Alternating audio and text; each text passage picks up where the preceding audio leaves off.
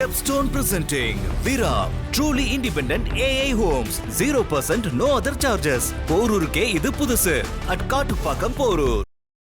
இன்னைக்கு அன்புமணியை கட்சியிலேருந்து தூக்கிட்டார் ராமதாஸ் ஐயா. மருத்துவர் ஐயா திமுக கூட்டணி போகணும்னு பார்க்குறாங்க. ஆனால் நிர்வாகிகள் எல்லாருமே அன்புமணி பக்கம் இருக்கோம் அப்படிங்கிறாங்க.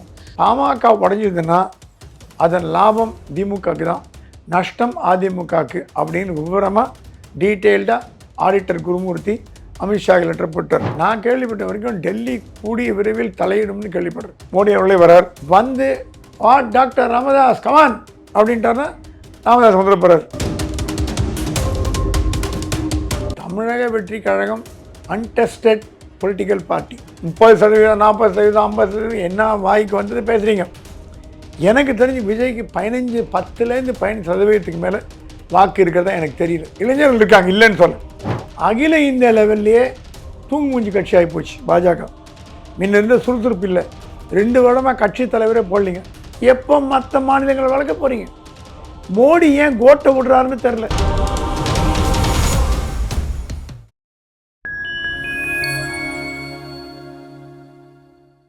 நான் உங்கள் சங்கீதுகன். நம்ம சிறப்பு நிகழ்ச்சியில் நம்மோடு இணைந்திருக்கிறார் மதிப்பிற்குரிய மூத்த பத்திரிகையாளர் திரு பிரகாசம் சுவாமி அவர்கள். வணக்கம் சார். வணக்கம். எப்படி சார் இருக்கீங்க? நல்லா இருக்கேன். பாமகவில் தொடர்ந்து இந்த மோதல் போக்கு நீடித்து கொண்டே வருவதை பார்க்குறோம். கிட்டத்தட்ட மாத கணக்காக வந்துக்கிட்டே இருக்குது. தற்போது லேட்டஸ்ட் தகவல் என்ன அப்படின்னா, அன்புமணி அவர்கள் அதிகார மட்ட குழுவிலிருந்து நீக்கப்படுகிறார் அப்படின்னு சொல்லி ராமதாஸ் அவர்கள் அறிவித்திருக்கிறார். ஏன் இந்த மாதிரியான ஒரு முடிவு? அடுத்து யாரை நீக்க போகிறாங்க அப்படிங்கிற ஒரு ட்விஸ்டோட பல விஷயங்களோட மக்கள் ஒரு கேள்வி எழுப்ப தொடங்கியிருக்காங்க. உங்களுடைய பதில் என்ன? இன்றைக்கி அன்புமணியை கட்சியிலேருந்து தூக்கிட்டார் ராமதாஸ் ஐயா. கட்சியிலேருந்து கம்பெனியில் தூக்கிட்டார். இது என்ன பிரச்சனை ஓடுதுன்னா, மருத்துவர் ஐயா திமுக கூட்டணி போகணுன்னு பார்க்குறார். டாக்டர் அன்புமணி பாரதிய ஜனதா கட்சி அதிமுக கூட்டணி வரணும்னு பார்க்குறார். ஏன்னா அவரை பொறுத்த வரைக்கும் நேச்சுரல் ஒரு ஓட்டிக்கோ இயற்கையான ஒரு கூட்டணினா பாஜகவோட தான் முடியும். ஏன்னா திமுக கூட்டணியில் விசிகா இருக்குது. விசிகா அது எப்படி எடுத்துக்கும்னு தெரியாது. அது இல்லாமல் ஸ்டாலின் முன்னாடியே அனௌன்ஸ் பண்ணிட்டார், நாங்கள் இனிமேல் பாமகவை எடுத்துக்கிறதா இல்லை அப்படின்ற கொள்கை முடிவை அனௌன்ஸ் பண்ணிட்டார். அதுலேருந்து அவர் மாறுவானா கேட்டிங்கன்னா மாற மாட்டார்னு தான் நினைப்பேன். ஏன்னா திமுக கூட்டணி வலுவாக இருக்குது. விசிகா என்ன தான் சண்டை போட்டால் கூட ஸ்டாலின் கொடுக்குறத வாங்கிக்கும். மதிகவும் அந்த மாதிரி காங்கிரஸ் அந்த மாதிரி காங்கிரஸ் கொஞ்சம் முரண்டு பிடிக்கும், 1-2 கூட கொடுத்து சரி பண்ணிடுவார். காங்கிரஸை எப்படி வழி கொண்டு வரணும்னு ஸ்டாலினுக்கு தெரியும். கலைஞர் அப்படி தான் டெல்லிக்கு சோனியா காந்திக்கு ஒரு கால் போடுவார். போட்டானா மேட்ரு முடிஞ்சுது. இதை காங்கிரஸ் காலம் கப்சிப் ஆகிடுவார். ஸ்டாலின் இந்த மாதிரி ஸ்டாலினும் ராகுல் நெருங்கிய நண்பர்கள். ராகுல் காந்திக்கு போட்டு, என்ன ராகுல்ஜி இந்த மாதிரி கட்சிக்காரங்க தமிழ்நாட்டில் கலடா பண்ணுறாங்க அப்படின்னா ராகுல் கவனிச்சார்னா வச்சுங்க எல்லாம் சப்த நாணி அடையிடும். ஸோ காங்கிரஸு பெருசாக ஒன்றும் பிரச்சனை பண்ண போகிறதில்ல. விசிகாக்கு 1-2 கூட கொடுக்கலாம், தப்பில்லை. கம்யூனிஸ்ட்களும் கேட்குறாங்க. ஸோ ஸ்டாலின் ஒரு மாதிரி ஒரு பிளான் பண்ணி, இப்போ வேல்முருகன்லாம் இருப்பாரான்னு தெரியல கூட்டணியில், அந்த சீட்டுக்கள் மற்றவர்களுக்கு ஒதுக்கப்படலாம் அப்படிங்கிற எண்ணம். ஆகவே ஸ்டாலின் முன்னேற்பாடாக சில நடவடிக்கைகளை எடுத்து வருகிறார். அவருக்கு என்னன்னா, அவர் அப்பா சாதிக்காததை நான் சாதிக்கணும், 2 தடவை தொடர்ந்து ஆட்சியில் வரணும். கலைஞரால் கூட அவ்வளோ ஆளுமை, கலைஞர் போன்ற ஆளுமையெல்லாம் பார்க்க முடியாது. தமிழ்நாட்டிலே ஒரு மிகப்பெரிய அரசியல் தலைவரில் கலைஞர் முக்கியமானவர்.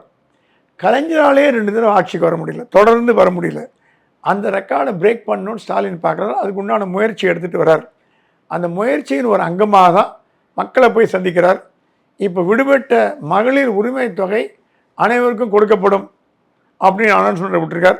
இது பெண்கள் மத்தியில் எப்படிப்பட்ட தாக்கத்தை ஏற்படுத்துன்றது போக தான் பார்க்கணும். பாமகவில் நீடிக்கிற இந்த குழப்பத்தை தொண்டர்கள் மத்தியில் எப்படி பார்க்குறாங்க? வட மாவட்டங்களில் யாருக்கு தான் செல்வாக்கு அதிகரிச்சிருக்கு? ஆனால் நிர்வாகிகள் எல்லாருமே அன்புமணி பக்கம் இருக்கோம் அப்படிங்கிறாங்க. இன்னொரு பக்கம் தொண்டர்கள்லாம் நான் உருவாக்கின கட்சி, நான் என் பக்கம் இருக்காங்க அப்படின்னு சொல்லிட்டு ராமதாஸ் தரப்பில் சொல்லப்படுது. இது எப்போதான் அந்த பிரச்சனை ஓயும்? நான் கேள்விப்பட்ட வரைக்கும் டெல்லி கூடிய விரைவில் தலையிடும்னு கேள்விப்படுறேன். ஓகே. எனக்கு குருமூர்த்தி ஒரு லெட்டர் எழுதி போட்டார் அமித்ஷாக்கு. பாமக உடஞ்சதுன்னா அதன் லாபம் திமுகக்கு தான், நஷ்டம் அதிமுகக்கு அப்படின்னு விவரமாக டீட்டெயில்டாக ஆடிட்டர் குருமூர்த்தி அமித்ஷா லெட்டர் போட்டார். அந்த லெட்டர் பிரதமர் மோடியிடமும் காட்டப்பட்டது. மோடியும் விமானத்தில் இருந்தார். அந்த ஒரு ஸ்மால் மீட்டிங் மாதிரி போட்டாங்க. அந்த மீட்டிங்கில் இருந்தார். மோடி இப்போ கொஞ்சம் வெளிநாட்டு டூரில் பிஸியாக இருக்கார். ஆமாம், இப்போ பிரேசில், டிரினிடாட் டொபாகோ எல்லாம் போயிட்டு வந்தார். அர்ஜென்டினா, பிரேசில், எல்லாம் போயிட்டு வந்திருக்கார். ஸோ டெல்லிக்கு வந்த பிறகு ஒரு வாரத்தில் சென்னைக்கு வரப்போகிறத விட கேள்விப்படுறோம். எவ்வளோ தூரம் உண்மைன்னு தெரியல. மோடி அவர்களே வரார். வந்து டாக்டர் ராமதாஸ் கமான் அப்படின்ட்டார்னா ராமதாஸ் வந்துட போகிறார். அன்புமணி கமான் அப்படின்னு பார்.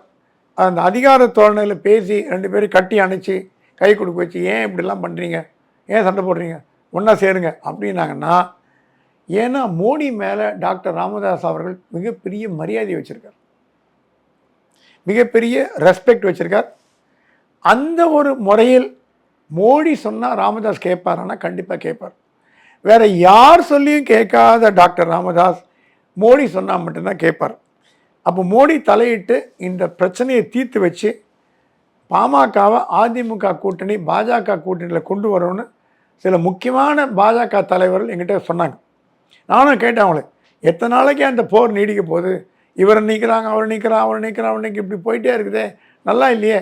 அதே நேரத்தில் அன்புமணி சொல்கிறேன்னா, கட்சியை உடைக்கிறதுல எனக்கு லாபம் இல்லை, பாட்டாளி மக்கள் கட்சி அப்படின்னு கூட யாரோ சொன்னாங்களாம் அன்புமணியின் PMKA அப்படின்னு. அன்புமணி சொன்னாலும் அப்பா உயிரோடு இருக்க வரைக்கும் நான் கட்சியை உடைக்க மாட்டேன், என்னை வெளியில் அமைச்சாலும் பரவாயில்ல, என்னை டிஸ்மிஸ் பண்ணாலும் பரவாயில்ல, அப்பா உயிரோடு இருக்க வரைக்கும் அந்த கட்சியை உடைக்கிற எண்ணம் எனக்கு கிடையாது. ஏன்னா அவர் வளர்த்த கட்சின்னு எனக்கு தெரியும்.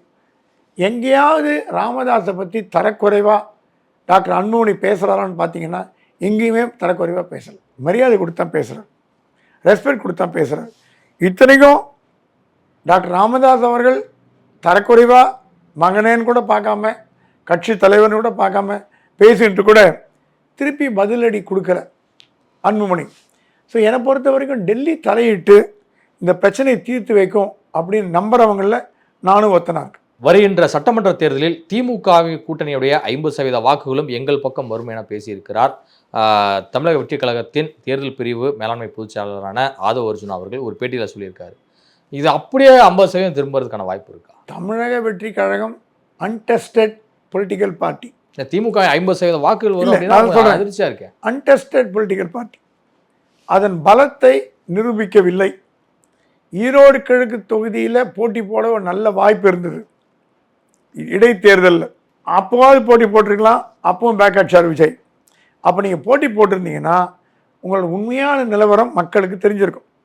1வது இடமா, 2வது இடமா, 3வது இடமா, 4வது இடமானு அது தெரியக்கூடாது அப்படிங்கிற நோக்கத்தில் தான் விஜய் அந்த இடைத்தேர்தலில் போட்டி போடலன்னு என்னுடைய அரசியல் நண்பர்கள் கூறுறாங்க. ஏன்னா உண்மை வெளிப்பட்டு போய் டெபாசிட் போச்சுன்னா கட்சி அப்புறம் டேக்அப் ஆகாதே, டேக்அப்பே ஆகாது, கீழே கிடக்கும். அந்த ஒரு பயத்தில் நீங்கள் விட்டு ஓடி போனீங்க. இப்போது 30%, 40%, 50% என்ன வாய்க்கு வந்தது பேசுகிறீங்க.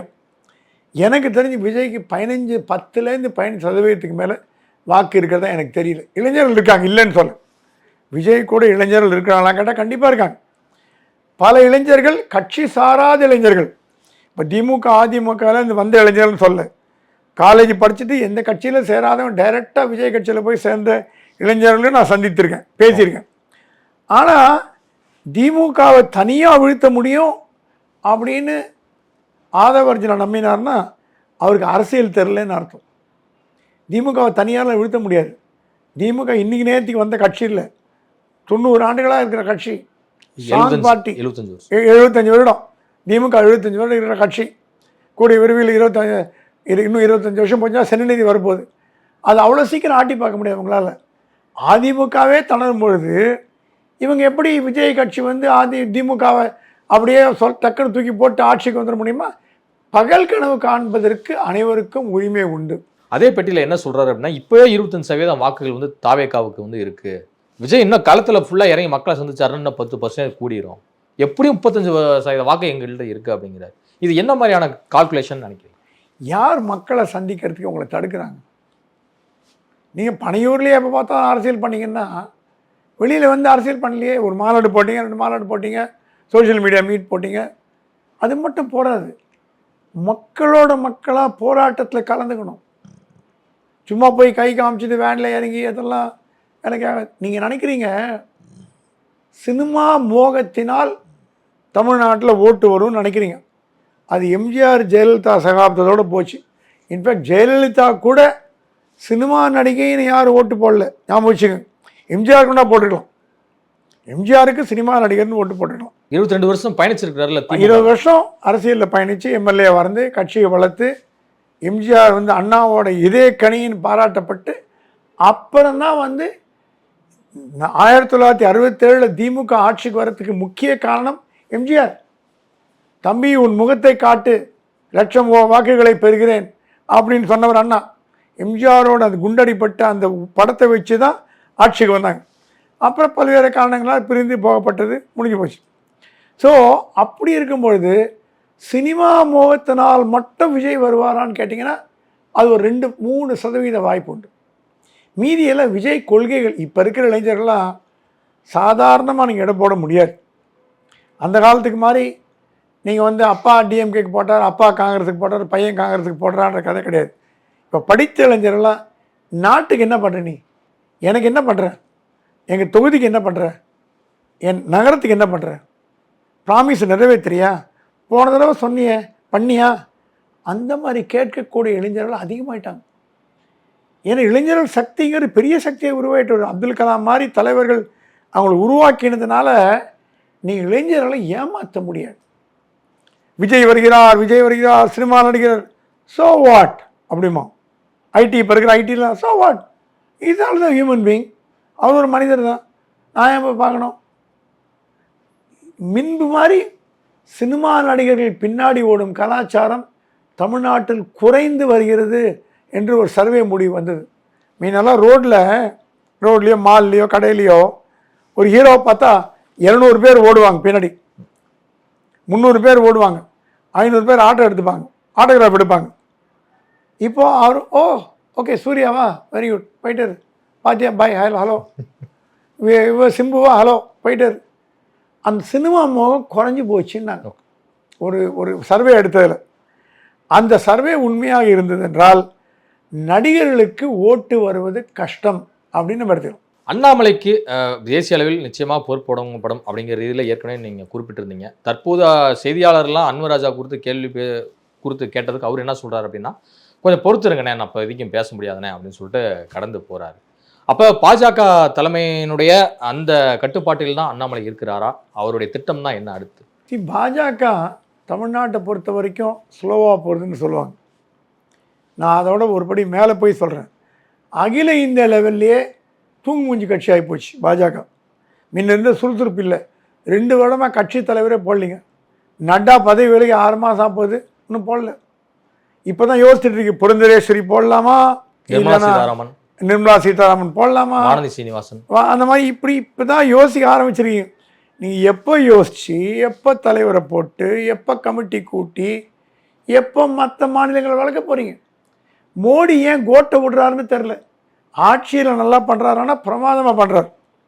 வெளியுறவுத்துறை சூப்பராக பண்ணுறார். உலக நாடுகள்லாம் அவருக்கு விருது கொடுத்து பாராட்டுது. நம்ம பெருமையாக இருக்குது. மோடிக்கு எந்த நாட்டுக்கு போனாலும் அந்த நாட்டோட உயரிய விருதை வாங்காமல் திரும்பி வர்றதில்லை.